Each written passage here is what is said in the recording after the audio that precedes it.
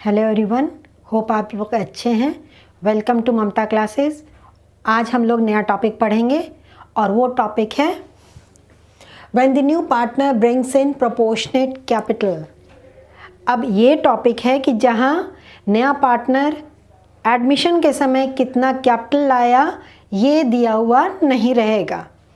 तो जब दिया हुआ नहीं रहेगा तो हम लोग को कैलकुलेशन करना पड़ेगा और ये कैलकुलेशन करना पड़ता है on the basis of capital of old partners and the profit sharing ratio of new partner. यहाँ पे ओल्ड पार्टनर्स का capital after all adjustments consider किया जाता है, including revaluation of assets and liabilities, plus जो गुडविल नया partner लाया है उसका भी एडजस्टमेंट्स करने के बाद, यानी कि जो मेरा फाइनल क्लोजिंग बैलेंस आएगा ओल्ड पार्टनर्स का उस कैपिटल के बेसिस पे। समझ में आ रही बात। और प्रॉफिट शेयरिंग रेशियो ऑब्वियस है यहाँ पे दिया रहेगा, including the share of new partner. तो दोनों को कंसिडर करते हुए हम टोटल कैपिटल कैलकुलेट कर लेंगे जो फर्म का होगा और फिर नया पार्टनर का कैपिटल ईजिली कैलकुलेट हो जाएगा। अब एक एग्जांपल लेकर हम समझाने की कोशिश करते हैं। सपोज कीजिए A and B are partners, C is admitted as a new partner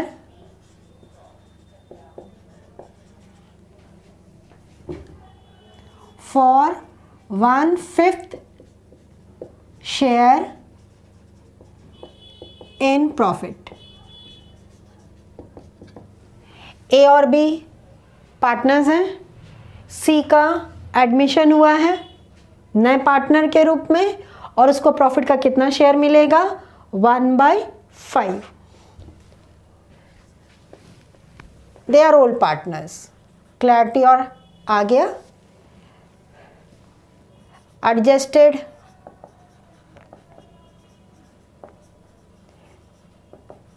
capital of A is equal to, suppose कीजिए इट इज इक्वल टू 25,000 और adjusted capital of B is equal to ₹15,000। सारा adjustments करने के बाद each and every item को adjust कर चुके हैं कैपिटल अकाउंट के थ्रू, ठीक है ना। उसके बाद लास्ट में जो उनका बैलेंस आया है, ए का 25,000 है और बी का 15,000 है। क्लियर। तो इन दोनों का कैपिटल अगर ऐड करते हैं तो कितना है, 25,000 plus 15,000 it is equal to 40,000। अब सी का शेयर दे दिया है, C's share is equal to 1/5। तो ए और बी का शेयर कितना हो गया, therefore balance share is equal to balance share of A plus B is equal to firm का टोटल शेयर 1 होता है। ये तो हम लोग पीछे चैप्टर में ही पढ़ चुके हैं कि फर्म का टोटल शेयर 1 होता है या 100% होता है।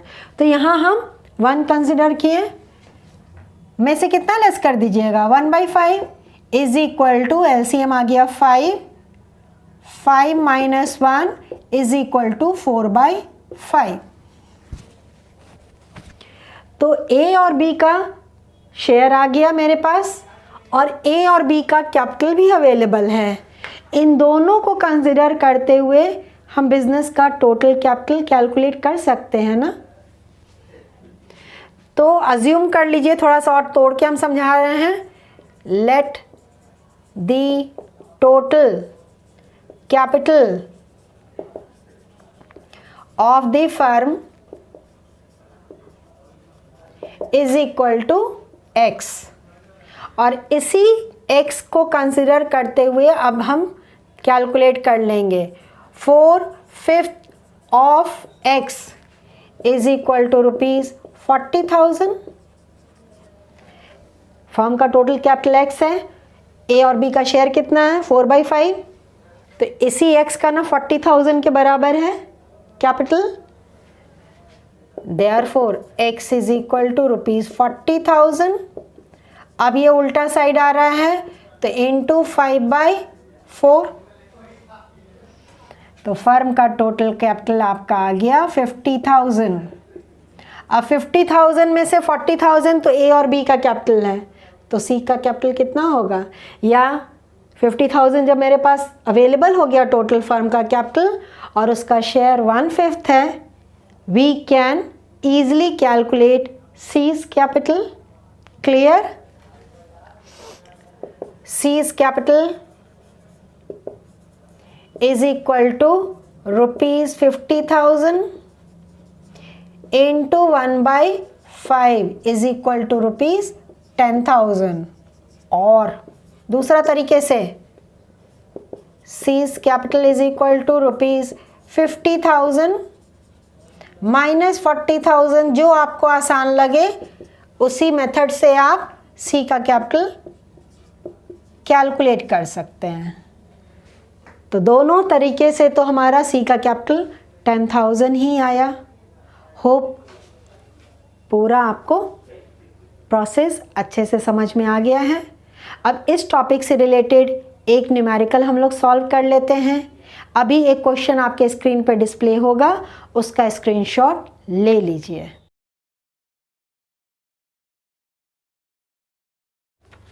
Let's start with the question. Madhuri and Arsh were partners in a firm sharing profits and losses in the ratio of 3:1। दो पार्टनर्स हैं माधुरी और अर्श, प्रॉफिट शेयरिंग रेशियो उनका है 3:1 का। Their balance sheet as at 31 March 2019 was as follows. दोनों partner का यहाँ कैपिटल दे दिया। लायबिलिटी साइड में capital of Madhuri and Arsh, workman compensation reserve, creditors, employees provident fund. Asset side में machinery, investment, debtors, less provision, stock and cash. बहुत simple items हैं। On 1 April 2019 they admitted Jyoti into partnership for 1/4 share in the profits of the firm. 1 अप्रैल को नए partner ज्योति का admission हुआ और उसको profit का कितना शेयर मिलेगा, 1/4। Jyoti brought proportionate capital and ₹40,000 as her share of goodwill premium. Jyoti अपना प्रोपोर्शनेट कैपिटल लाई है और 40,000 गुडविल के लिए भी लाई है। The following terms were agreed upon. Provision for doubtful debts was to be maintained at 10% on debtors. Provision कितना maintain करना है आपको, डेटर्स का 10%। Stock was undervalued by ₹10,000। Stock 10,000 से कम वैल्यू किया गया है, तो यहाँ पे स्टॉक को हमको 10,000 से इंक्रीज करना होगा। An old customer whose account of ₹25,000 was written off as bad, paid ₹15,000 in full settlement. हमारा एक कोई पुराना कस्टमर था जिसके पास मेरा 25,000 बकाया था, हम उसको बैड डेट्स मान करके राइट ऑफ कर चुके थे, लेकिन अब वो 15,000 हमको पेमेंट कर दिया है। तो this is the cash which we have received, ₹15,000। 20% of investments were taken over by Arsh at book value. Investment का 20% एक पार्टनर अर्श ले लिया और बुक वैल्यू पे लिया है, यानी कि जो उसका ओरिजिनल वैल्यू है उसी प्राइस पे। Claim on account of workman compensation amounted to ₹70,000। हमारा जो क्लेम बन रहा है वर्कमैन कंपनसेशन का वो 70,000 है। बैलेंस शीट आप देखेंगे तो बैलेंस शीट में वर्कमैन कंपनसेशन रिजर्व में 60,000 ही है, यानी कि 10,000 से हमारा लायबिलिटी टूवर्ड्स वर्कमैन बढ़ गया। Is it clear? Creditors included a sum of rupees 27,000 which was not likely to be claimed. Creditors में हमारा 27,000 जुड़ा हुआ था जिसका क्लेम अब क्रेडिटर्स नहीं करेंगे, यानी कि 27,000 अब हमको क्रेडिटर्स को पेमेंट नहीं करना है। तो ये मेरे लिए फ़ायदा हुआ। आपको बनाना क्या है? Prepare revaluation account, partners capital account and balance sheet of the reconstituted firm, यानी कि 3 चीज़ हमको यहाँ बनाना है। रिवैल्यूएशन अकाउंट ऑब्वियस है, बनाना पड़ेगा। पार्टनर्स कैपिटल अकाउंट, उसके बगैर तो हम बैलेंस शीट बना नहीं सकते हैं। एंड फाइनली सी के एडमिशन के बाद का नया बैलेंस शीट फर्म का। क्वेश्चन क्लियर है? तो सबसे पहले हम रिवैल्यूएशन अकाउंट से शुरू करेंगे। Let's start solving this question. अब एक एक एडजस्टमेंट फिर से हम लोग पढ़ते जाएंगे और समझ के इसको रिवैल्यूएशन अकाउंट में लिखते जाएंगे। Provision for doubtful debts was to be maintained at 10% on debtors. Provision हमको डेटर्स का 10% मेंटेन करना है। अब देखिए हमारा डेटर्स कितना दिया है बैलेंस शीट में, 1,20,000। वर्किंग नोट,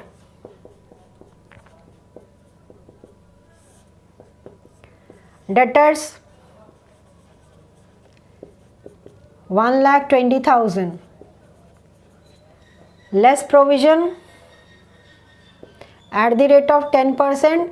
1,20,000 का 10% 12,000 होता है।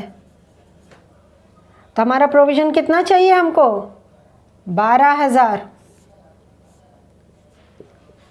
और प्रोविजन में हमारा अवेलेबल अमाउंट अभी कितना है? 10,000। तो प्रोविजन कितना से बढ़ जाएगा? 2,000 से। यानी 1,20,000 का 10% प्रोविजन हमको रखना है 12,000।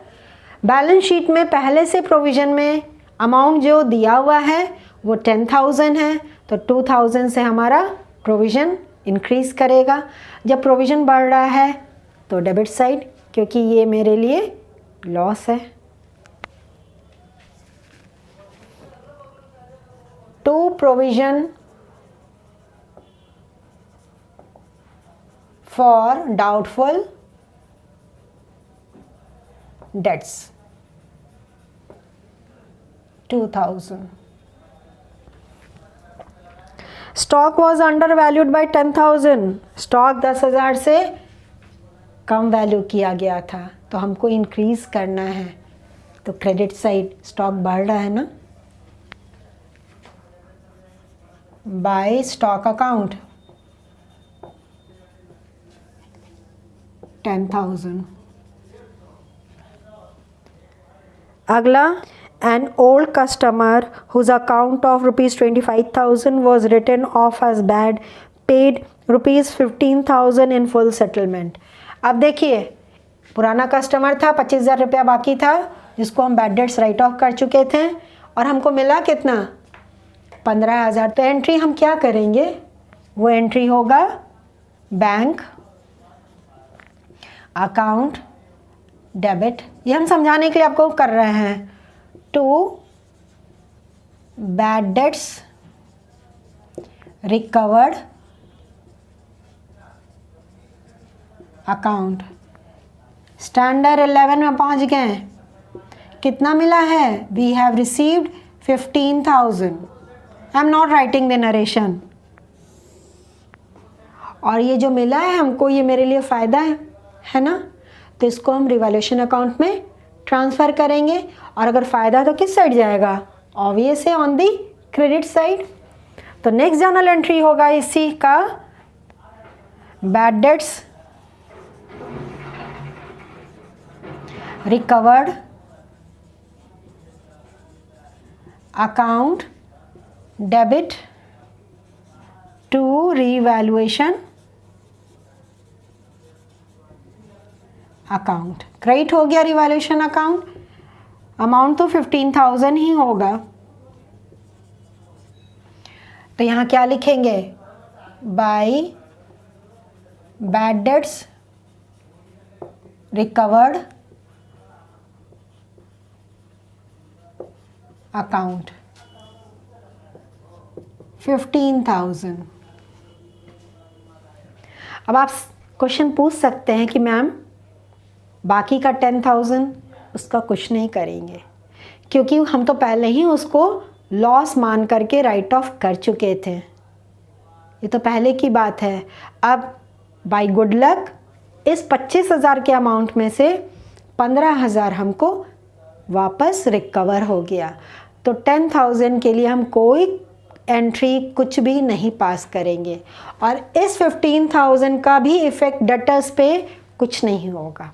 ये ऊपर ऊपर से ही एंट्री हो करके रिवैल्यूएशन अकाउंट में ट्रांसफ़र हो गया। अंडरस्टूड। अगला है 20% of investments where taken over by Arsh at book value. अब अर्श लिया इन्वेस्टमेंट, तो ये रिवैल्यूएशन अकाउंट से रिलेटेड नहीं है, इन्वेस्टमेंट का वैल्यू ना बढ़ा ना घटा, तो ये हमारा रिवैल्यूएशन अकाउंट का आइटम ही नहीं है।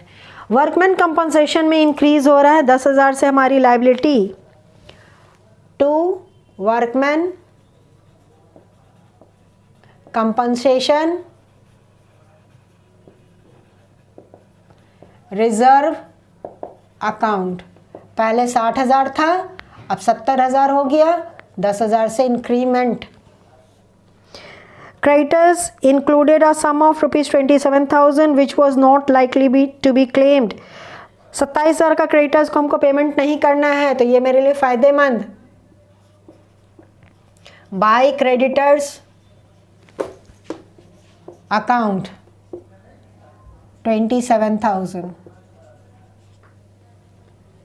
अब ऑब्वियस है credit side is greater than the debit side, there is profit on revaluation, और ये प्रॉफिट ए और बी के बीच में डिस्ट्रीब्यूट होगा in all profit sharing ratio to profit transferred to capital account. A and B profit sharing ratio आपका जो दिया हुआ है 3:1 का है, तो 3/4 एंड 1/4 टोटल कर लें। क्रेडिट साइड का टोटल है आपका 52,000। दोनों साइड का टोटल तो सेम अमाउंट आएगा। 52,000 में से डेबिट साइड का अमाउंट कितना है? 2,000 प्लस 10,000 12,000, 12,000 माइनस कर दिए तो हमारा प्रॉफिट कितना आ गया? 40,000। और ये 40,000 ए और बी के बीच में डिस्ट्रीब्यूट होगा, तो 30,000 to A's capital account and 10,000 to B's capital account. Revaluation account हमारा कंप्लीट हो गया। अब हम क्या प्रिपेयर करेंगे? पार्टनर्स कैपिटल अकाउंट, और फिर इसके बेसिस पे ही हम सी का कैपिटल कैलकुलेट कर लेंगे। ये आप अपने नोटबुक में नोट कर लिए होंगे, अगर नहीं किए हैं तो इसका स्क्रीनशॉट ले लीजिए। This is the partners capital account. अभी जो हमने रिवैल्यूएशन अकाउंट बनाया है उसमें हमने पार्टनर्स का नाम ए और बी लिख दिया था बाय मिस्टेक। वहाँ पार्टनर्स कौन कौन होंगे? एंड अर्श।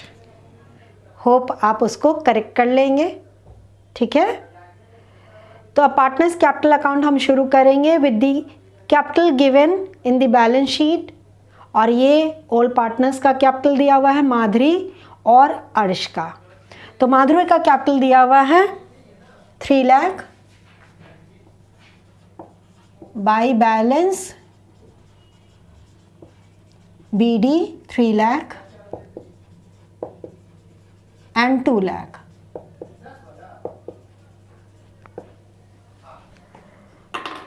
लायबिलिटी साइड से कोई ऐसा आइटम नहीं है जो पार्टनर्स कैपिटल अकाउंट में ट्रांसफ़र होगा, और ना ही एसेट साइड से कोई अमाउंट ट्रांसफ़र होगा टू पार्टनर्स कैपिटल अकाउंट। अभी हमने रिवैल्यूएशन अकाउंट बनाया था, वहाँ से प्रॉफिट हम कैलकुलेट करके लाए थे, और ये प्रॉफिट ट्रांसफ़र हो जाएगा on the credit side of partners capital account. By revaluation account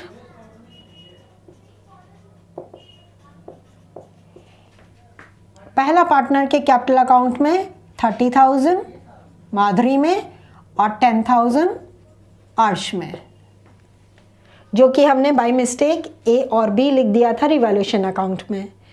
नई पार्टनर ज्योति 40,000 वो गुडविल के लिए लाई है, और जो 40,000 लाई है गुडविल के लिए वो किसके बीच में डिस्ट्रीब्यूट होगा? माधुरी और अर्श के बीच में इन सेक्रीफाइसिंग रेशियो। यहाँ पे नया रेशियो भी दिया हुआ नहीं है, तो sacrificing ratio will be equal to old ratio. अब जर्नल एंट्री क्या होता है? प्रीमियम फॉर गुडविल जब लाता है कोई नया पार्टनर तो bank account debit 40,000 to premium for goodwill account, ये भी 40,000। ये पहला जर्नल एंट्री। अब ये प्रीमियम फॉर जो गुडविल होता है वो ओल्ड पार्टनर्स के बीच में डिस्ट्रीब्यूट होगा, तो एंट्री क्या पास करते हैं? Premium for goodwill account debit 40,000 और ओल्ड पार्टनर्स के कैपिटल अकाउंट में क्रेडिट हो जाएगा to Madhuri's capital account to अर्श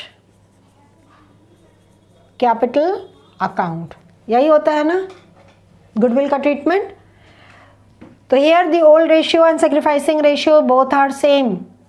तो 30,000 will be credited to first partners capital account and 10,000 to second partners capital account. Journal entry याद रहना चाहिए, तभी आप फटाफट सॉल्व कर लेंगे। तो यहाँ पार्टनर्स कैपिटल अकाउंट में क्रेडिट हुआ है तो क्रेडिट साइड जाएगा, credit side by premium for goodwill account 30,000 and 10,000। एक एंट्री और था जो बोल रहा था कि 20% of investment where taken over by अर्श। इन्वेस्टमेंट का 20% अर्श के कैपिटल अकाउंट में ट्रांसफ़र होगा। तो एंट्री क्या होगा यहाँ पे? अर्श कैपिटल अकाउंट डेबिट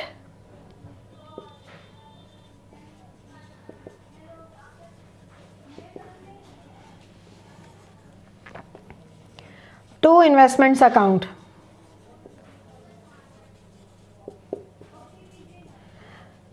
अब अमाउंट कितना है इन्वेस्टमेंट्स का आपका? 1,10,000। 1,10,000 का 20% यानी कि 20/100 इट कम्स टू 22,000। 22,000 का इन्वेस्टमेंट अर्श ले लिया और 22,000 में ही लिया है। टू इन्वेस्टमेंट्स अकाउंट अर्श के कैपिटल अकाउंट में डेबिट हुआ है, तो अर्श के कॉलम में डेबिट साइड। अब हमको सी का कैपिटल कैलकुलेट करना होगा। यहाँ पे हम लिख देते हैं by cash account. Balance sheet में कैश वर्ड यूज़ किया है तो हम कैश ही यूज़ करेंगे। अभी सी के कॉलम में कुछ लिखेंगे नहीं, पहले कैपिटल कैलकुलेट कर लेंगे और फिर फिगर यहाँ पे हम पुट कर देंगे।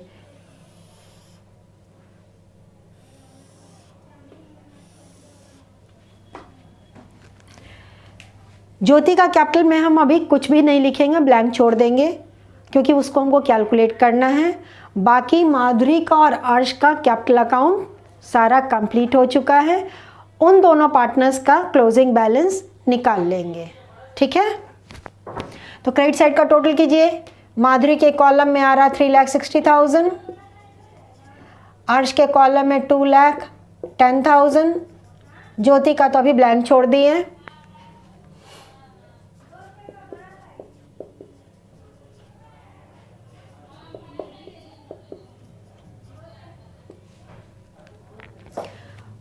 To balance CD and this is the balancing figure. 3,60,000 ही माधुरी का आएगा क्योंकि डेबिट साइड में कोई फिगर नहीं है. 2,10,000 माइनस 22,000, 1,98,000. तो हमको माधुरी और अर्श का क्लोजिंग कैपिटल आ गया है. अब इन दोनों फिगर के बेसिस पे और ज्योति के प्रॉफिट शेयरिंग रेशियो के बेसिस पे फर्म का टोटल कैपिटल कैलकुलेट कर लेंगे. प्लीज़ इसका स्क्रीनशॉट ले लीजिएगा. Calculation of proportionate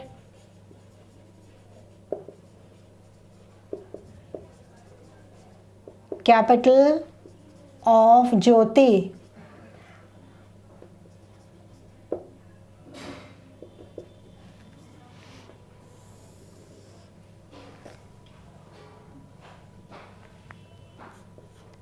Jyoti share in profit is equal to 1/4. Therefore, share of Madhuri plus Arsh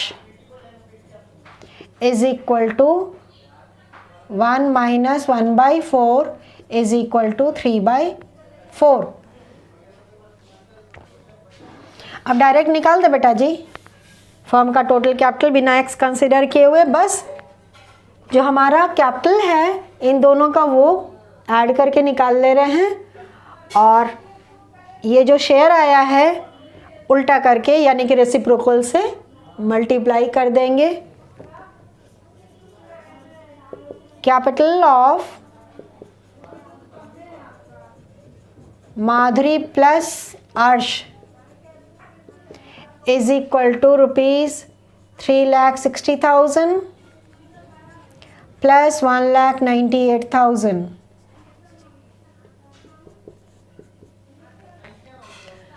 5,58,000. अब इसको मल्टीप्लाई करेंगे इसके रेसिप्रोकल से तो total capital of the firm आ जाएगा. Direct total capital of the firm is equal to rupees 5,58,000 into 4/3 is equal to rupees 7,44,000. Jyoti's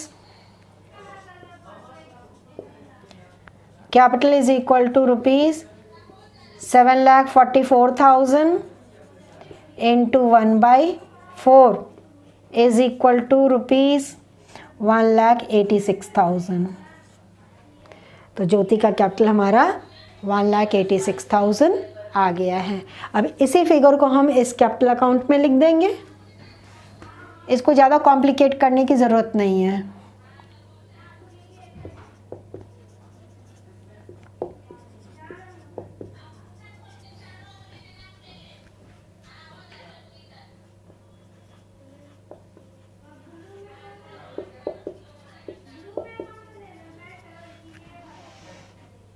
हमारा capital account complete हो गया. क्लियर है ना आपको ये कैपिटल अकाउंट. अब हम फाइनली बैलेंस शीट बना लेंगे. सिर्फ इस पोर्शन को हम इरेज करने जा रहे हैं तो इसका स्क्रीनशॉट ले लीजिए क्योंकि कैपिटल अकाउंट अभी हमको चाहिए बैलेंस शीट बनाने के लिए. Balance sheet as at 1st April 2019 जिस दिन ज्योति का एडमिशन हुआ है. बैलेंस शीट जो क्वेश्चन में दिया है मशीनरी कोई चेंज नहीं हुआ था तो मशीनरी जस का तस.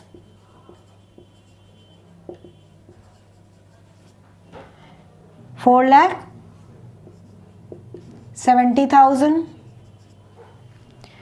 इन्वेस्टमेंट्स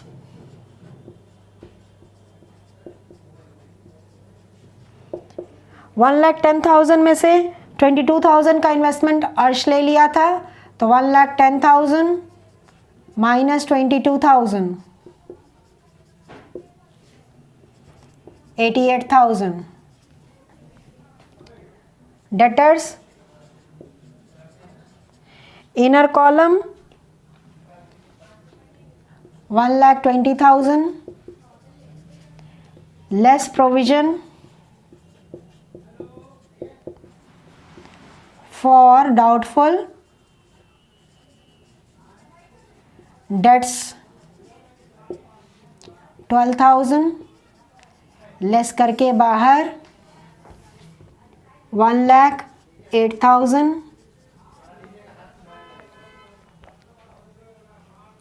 स्टॉक का वैल्यू बढ़ गया था, अब स्टॉक कितना है 1,40,000 है, और इसको कितना से बढ़ाए थे 10,000 से. रिवैल्यूएशन अकाउंट में हम इसको 10,000 से क्रेडिट साइड में लिखे थे. 1,50,000.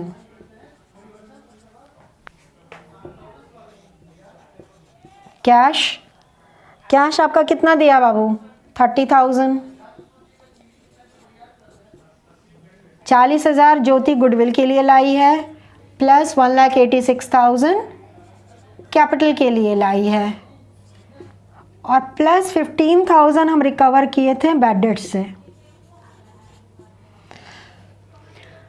15,000 जो रिकवर हुआ था बैड डेट्स वाला, वो भी तो कैश में ऐड होगा ना.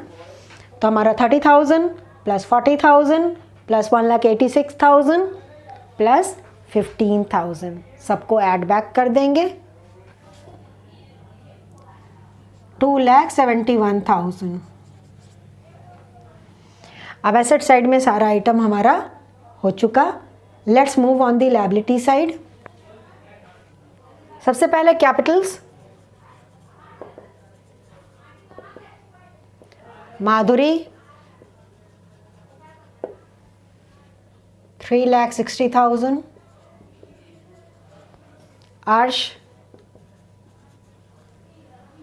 1,98,000. एंड ज्योति 1,86,000. तीनों का टोटल करके बाहर 7,44,000. वर्कमैन कंपनसेशन क्लेम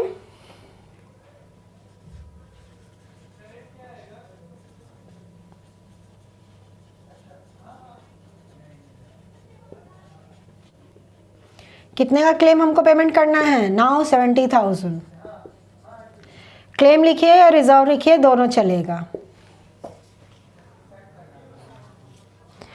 क्रेडिटर्स में से 27,000 हमको पेमेंट नहीं करना है,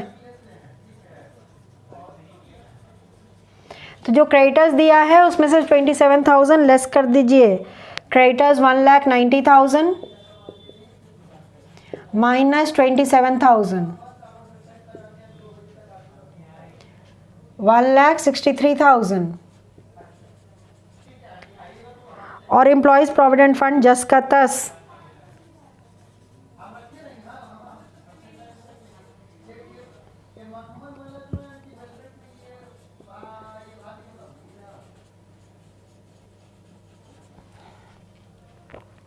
1,10,000. सारा आइटम मेरा दोनों साइड हो चुका. चलिए टोटल कर लीजिए.